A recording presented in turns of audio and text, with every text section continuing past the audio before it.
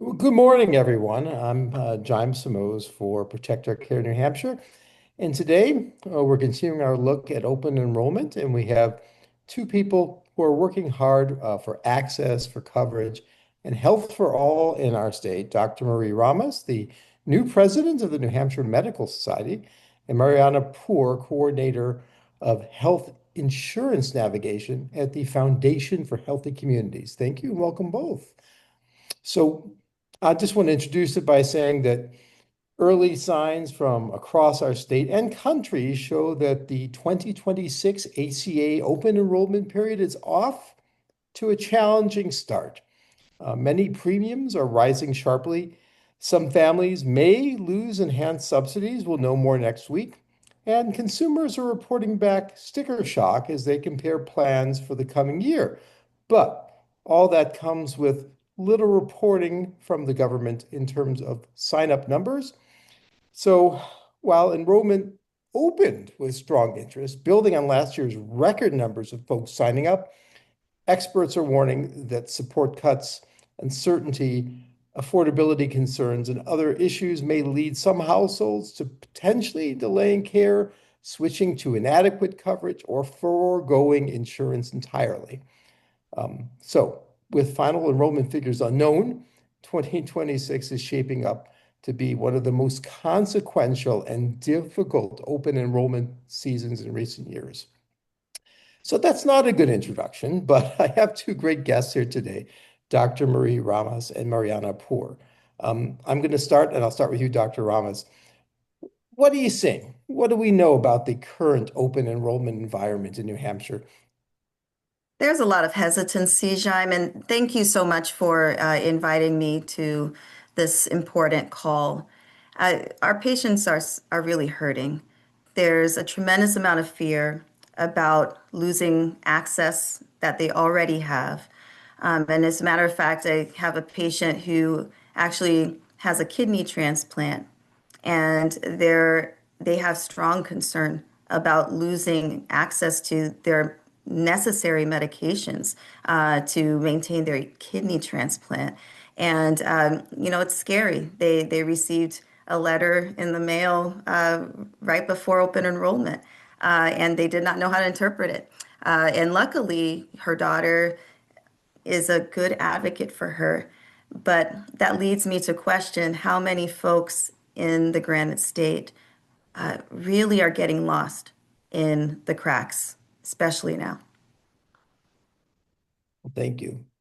Mariana, I know that with the Foundation for Healthy Communities, you're talking to folks across the Granite State about getting enrolled, about the questions they have. What are you hearing and what are you seeing? Yeah, of course. And I just want to copy what Dr. Marie Rama said. Again, thank you so much for the opportunity to join in on this conversation and sort of shed light on our current open enrollment season. So, as a certified application counselor at the Foundation for Healthy Communities, my role really strives on providing free and unbiased health insurance enrollment assistance, right? So, with all due respect, you know, I could care less if an individual picks a certain insurance carrier as long as they're covered, happy, and healthy. I'm happy, and that is my goal. Throughout this open enrollment process, there was some hesitancy, as Dr. Marie Ramos mentioned, for individuals with the confusion around the premium tax credits. I think our major education point right now is just reiterating to individuals that your premium tax credits will and can still be available. However, the amount may be different. So, throughout this open enrollment process, I think education, persistence, and kindness are three key and pivotal communication points that we've been using to help usher and educate folks on what their best next option is. Well, thank you. And thank you for all the work that you're doing as well. Obviously, having some navigator assistance there is really important. Also important, we have four, I believe, carriers in the exchange this year, which is a good number. Dozens of plans in bronze, silver, and gold to choose from. But we've got a deadline coming up, December 15th. So what should Granite Staters know right now as they get ready to pick that plan in the next 2 weeks? Dr. Ramos. There are three things I'd like to share with folks when they're looking at plans.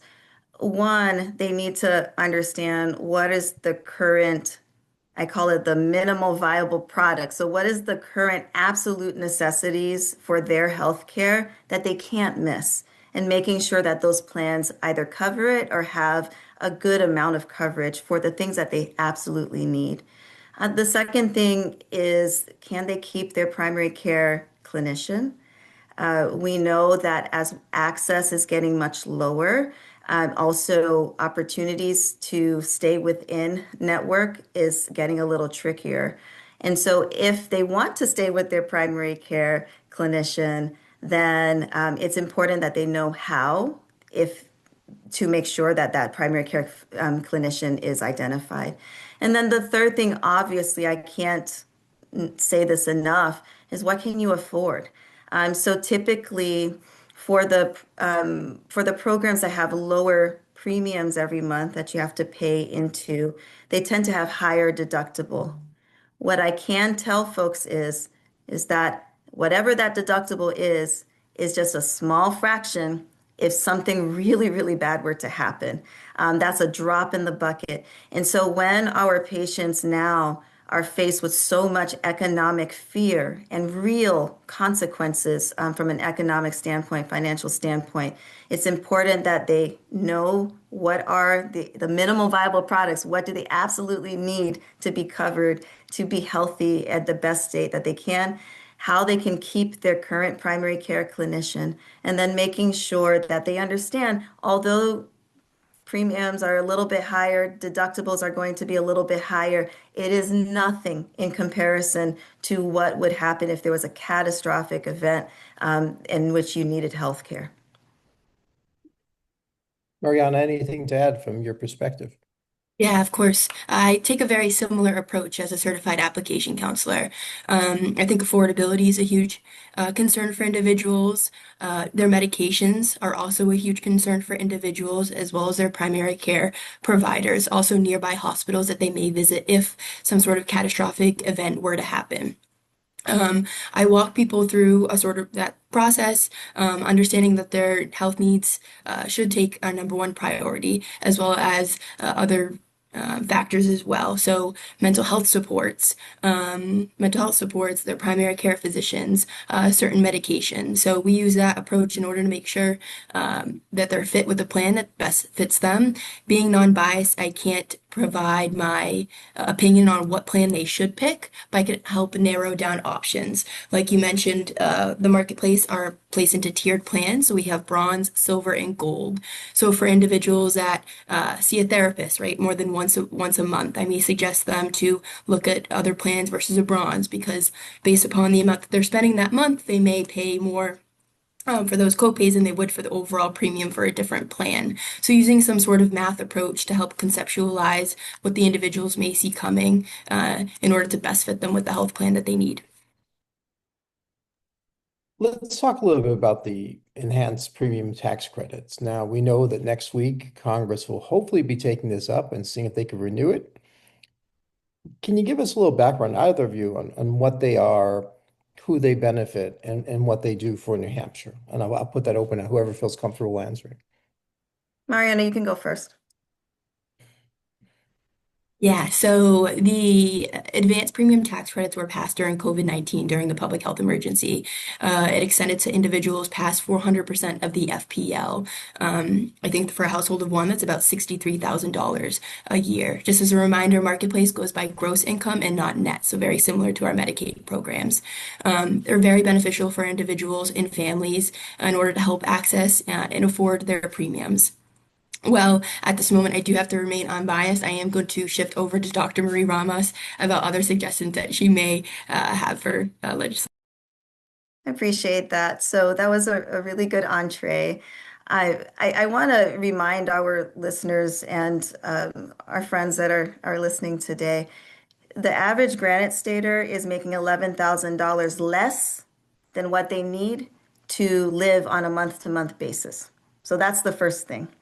The second thing is that these premium tax credits, the reason they were so helpful was because the typical person that we think about that needs these services of additional support for healthcare is not really always the person that is actually utilizing. So, we have We have folks that are public servants. We have folks that are small business owners in the Granite State.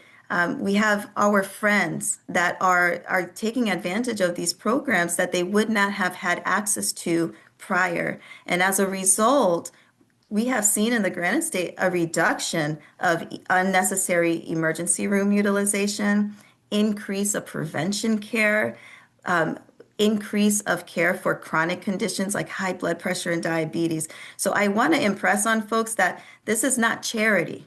This is an investment, and this is an investment for hard workers in the state as well. And I think you were citing recent numbers by the Fiscal Policy Institute that came out just a few weeks ago, talking about what Granite Staters earn and what their expenses are. So those are very new numbers. Thank you for sharing them. So we've heard a lot about the rural healthcare system in New Hampshire. Obviously, there have been some big changes in Medicaid. And obviously, there's a question about how many people will hopefully be able to sign up for coverage under the Affordable Care Act. And I put it out to either of you. What's at stake with rural healthcare in New Hampshire with these changes? I work hand in hand with many rural health centers in the state, Jaime, and it's a scary time. Uh, we recently had a couple of health centers close, locations close in the North Country in the Granite State, and it's it's necessary, but many of our health centers needed support over this last year to just keep their doors open. I want to remind folks that our health centers are not just for those who are not working. They're not just for people who just want to feed off of the system. It's far beyond that. It's for access of good quality care.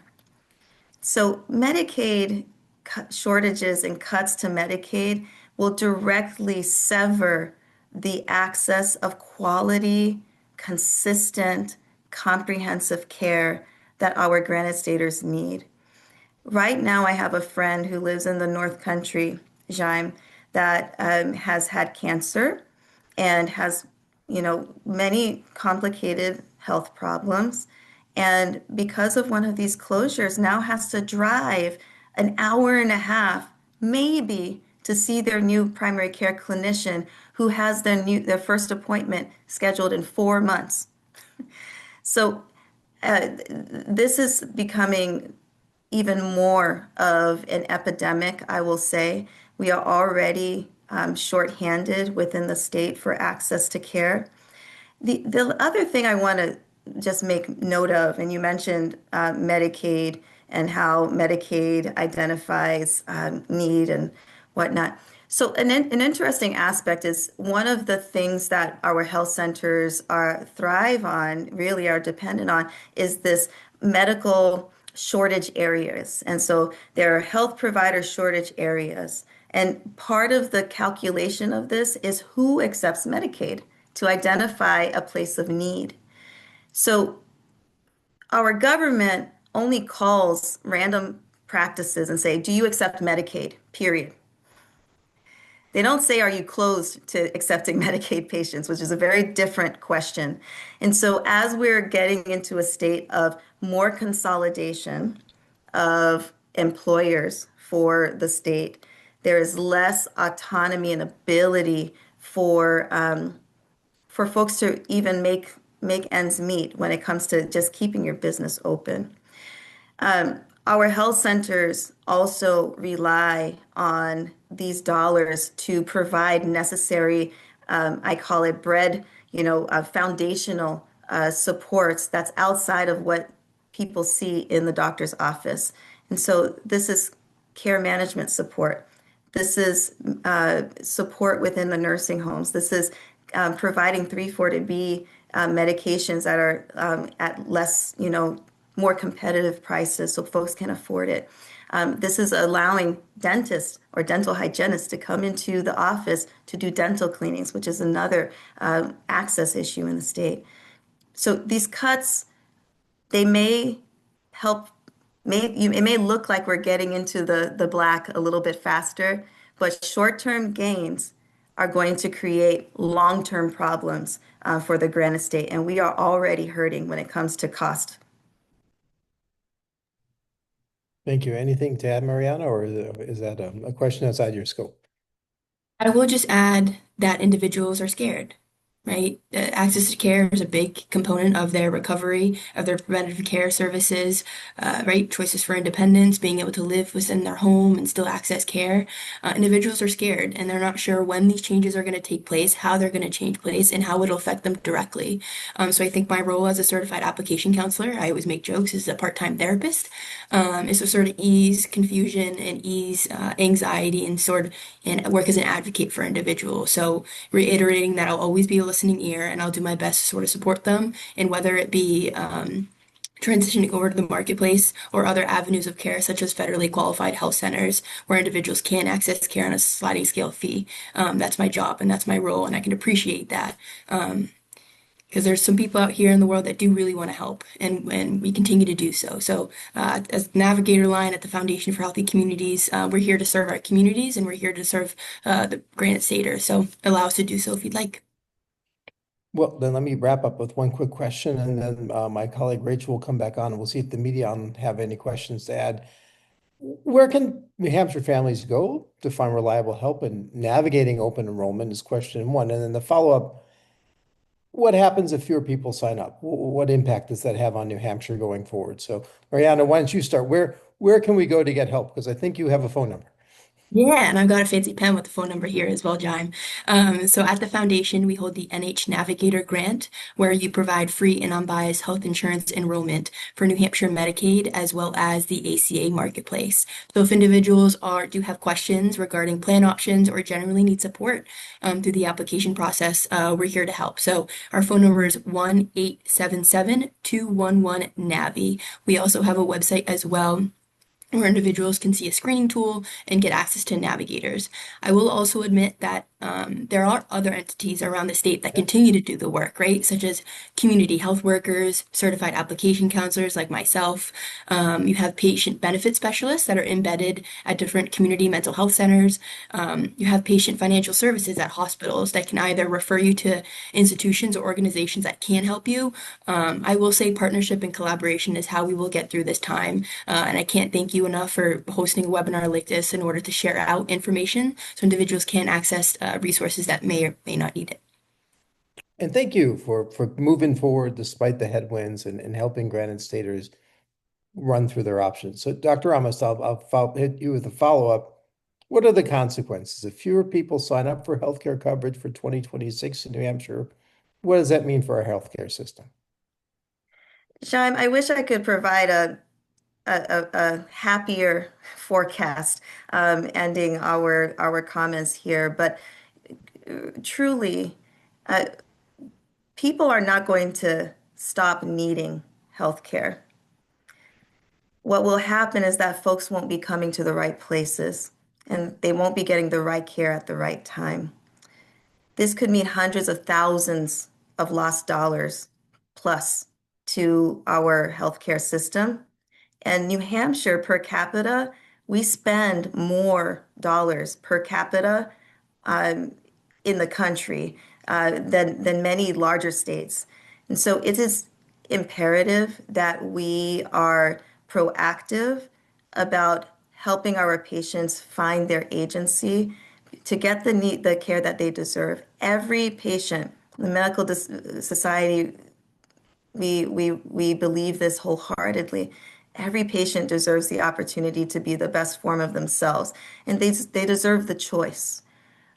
So I hope that our legislators will act favorably on behalf of their constituents, because what their constituents are saying is that they want access. They want to have the dignity of being able to provide for themselves and to provide health care for their family. Well, thank you both. It's good to have you here. And I think this was a helpful discussion for me and others listening. My colleague Rachel will come on now. And Rachel, I know we've been joined by some of our friends from the media. Any questions? Yes, thank you everyone once again for joining us. We really appreciate it. Excuse me. Um, for any of our press on today's call, if you have questions, we invite you to please drop those questions in the chat at the bottom of your screen. Um, and we will be monitoring the Q&A for your questions. First, we have a question that was submitted ahead of time by someone who couldn't make it today, and that is, what myths or misinformation about the ACA should be corrected today? Either of you feel free to answer that. It's a good question. Well, Mariana, you're closer to this, so I'm interested to hear what you have to say, What you're hearing Yeah, from people. or what you yeah, hear from people, yes. of course, I had an interaction at an event, and someone mentioned that they were under the impression that the ACA can put a lien on your house, and if you do not pay back your premiums, they can at some point take custody of your house. I think that's a pretty large one. I think another misconception that we found is that people believe that tax credits will not be available at all. And while that may be the case for some individuals, right, over that 400% of the FPL, that's not the case for everyone. And that misinformation can not, create a suitable environment for people to do the research and look into the ACA as an option. I do want to remind folks there are premium tax credits available. It's based on income, age, and a different couple of other variables, but reaching out to your closest certified application counselor, a patient benefit specialist or the navigator line at the navigator line, we can help, right, talk through your options. And again, as a non-biased entity, if you choose to go uninsured due to affordability or any other, option, we can or refer you to the closest FQHC or other organization that may continue to allow you to access care. Thank you. Rachel, I see we have a question from the press if you want to share that. Yes. Thank you. Next, we have a question from Amanda Goki of the Boston Globe, for Dr. Ramas, and that is there anything state lawmakers can do about these issues, or is this primarily an issue that needs to be addressed by federal lawmakers? I'm glad you asked that question. Absolutely. Our state lawmakers are in a position to prioritize prevention and primary care. And I'll give you a couple of examples that the Medical Society has been consistent supports with. And so, one area that our state lawmakers can help is just making sure that our state loan repayment funds are still viable. That is the number one way that we can help to recruit and sustain talent and professional support within the state and increase access.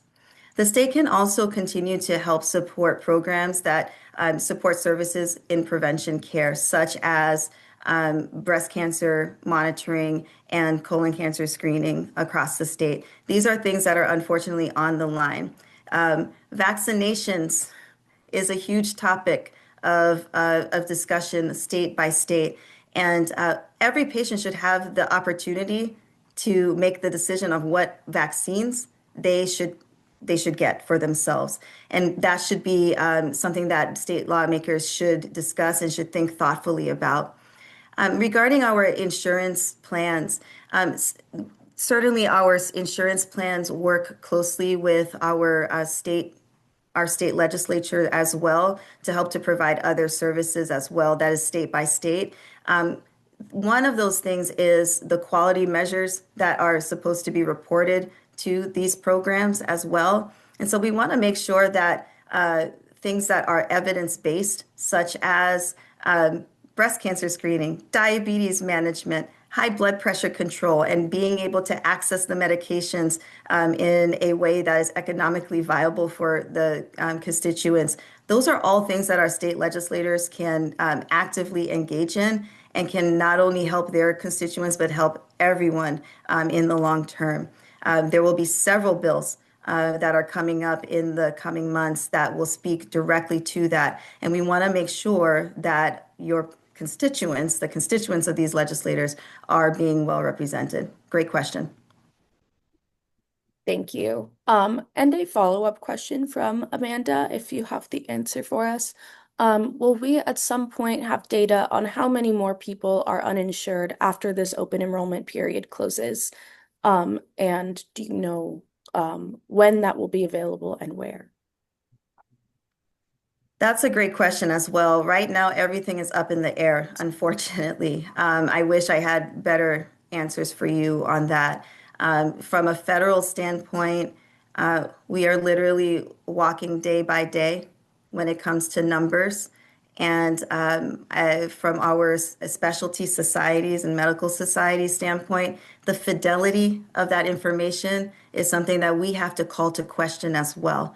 And so, as a medical society, both locally and nationally, we're working really hard to come together with other coalitions to try to get information that is reliable, that is accurate, and that is informative for folks. I'm not sure if other folks on the call have any better answers than I do. I know that in years past, CMS had sent out a weekly email which briefed the navigators. I don't know, Mariana, are you still getting those emails? Because I haven't received any this year. The beyond the basics or Yeah. other reg The, tab the weekly, the emails. weekend, like how many people signed up? Because they were sending out every week, every 2 weeks, the numbers across the country. I've not seen those emails this year. Have you? I don't know if you have.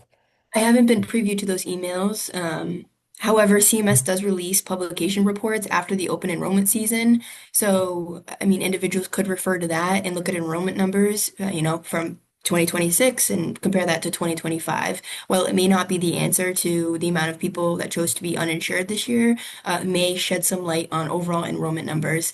Again, Jaime, I think you mentioned a great point. I'm not sure when those numbers will come out and whether that will be around the same time frame that they have in the past. But I will just urge folks, reporters, and any other entity to just take a look every now and then. I would also add, Jaime, that in New Hampshire, the Attorney General's office Yeah. is overlooking a Health Consumer Protection Advisory Commission, and Yeah. that commission is charged to identify and survey what are the unintended consequences of hospital consolidations and access to care. Given our current climate, that might be actually an interesting place to explore if we don't get information from a federal standpoint to do a little bit more digging locally within the state. I know Massachusetts does have some other means to identify enrollment, but in New Hampshire particularly, that might be a creative solution, I'll say. You're right. We have a federal exchange and not a state exchange like Massachusetts.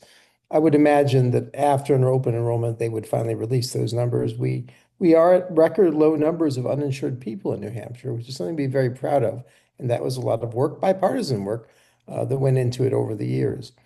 So I want to thank everybody for being here as we're running close to our time. I want to say December 15th is very important. That's the deadline you have to sign up. So you have coverage starting on the exchange on January 1st, 2026.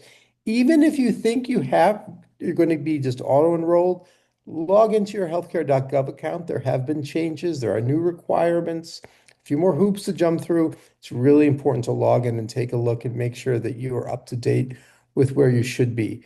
Um, don't leave it to chance, right? This is insurance. You want to be covered. And thank you both for being here. And we'll keep an eye on these numbers. And we know more about where we are. We can all come back together and try and understand what's going on. In the meanwhile, I want to wish you the best of Decembers and thank you for joining us here today. Jaime Simoes here on behalf of Protect Our Care New Hampshire. Thank you all. This was a very good discussion, and I'm grateful. Thank you. Thank you.